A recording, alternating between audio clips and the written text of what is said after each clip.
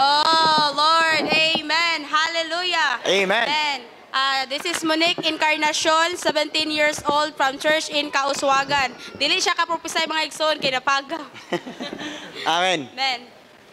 Amen. Praise the Lord. Amen.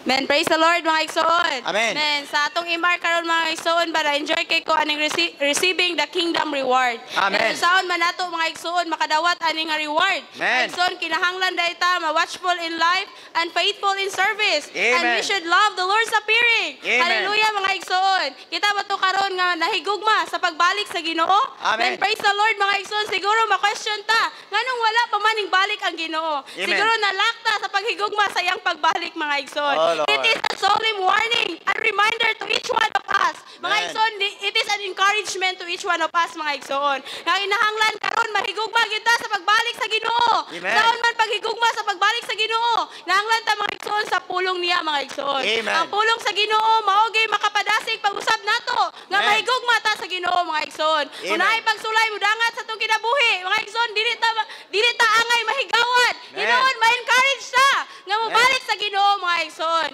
Kay we never return our hearts to the Lord. The Amen. veil is taken away. Amen. Hallelujah mga igsoon. So karon nga panahon mga igsoon, dili pa ulahi ang tanan. Panahon pa karon sa grasya mga igsoon. Amen. Enjoy kay ko ba tong brother niingon siya, bahala daw ignon tagbao basta dili ta igdog kuniho mga igsoon. Kay kining mga igsoon ay kaning kuan ba naday siya nakuanan nga nay brother nga new one siya, nabasa na niya tanan ang life study messages. Amen. But pag human niya mga igsoon, nawala siya sa church life. Nang makita nato mga igsoon, ang atong pagtubo sa kinabuhi, dili siya paspas mga igsoon. O dili Amen. siya nang inahanglag paspas. Nang inahanglan ta mga igsoon, og inanay basta kanunay mga igsoon. Amen. Mao na atong iglesiyahanong kinabuhi. Na-enjoy Amen. po nako sa kwan mga igsoon ba sa life study of Romans.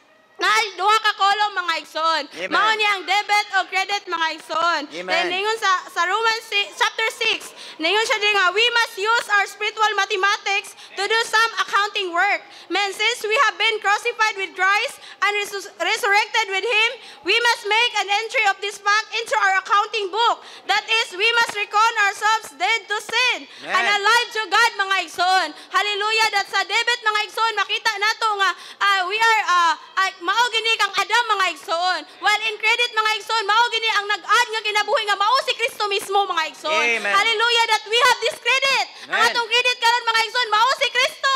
Nang adlaw-adlaw mga igsoon mubukas kita sa Ginoo. Then balik ko sa MR gamay mga igsoon, ayon siya dito nga ang katong naapod siya ay kanang upat ka lovers mga igsoon. Sa upat ka lovers mga igsoon, kuan kita pa ma-remindan ta kung giunsa nato paghigugma si Kristo. Manang adlaw-adlaw mga igsoon, tagaan gyud ta tag husto nga kasing-kasing sa Ginoo nga mahigugma. So, hallelujah. Amen. Para